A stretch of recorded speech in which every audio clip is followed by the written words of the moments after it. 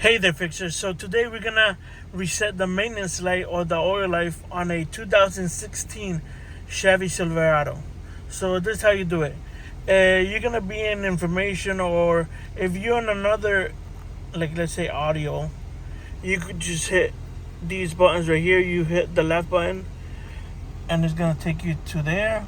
And you wanna go to where it says information or info.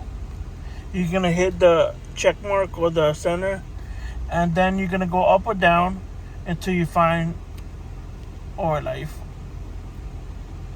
Let's see, I went down, so geez, where is it? There you go, oil life.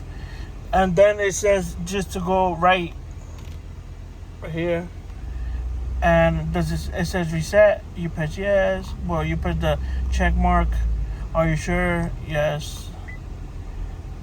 And there you go. That's how you reset it. Thanks for watching, guys. Like and subscribe.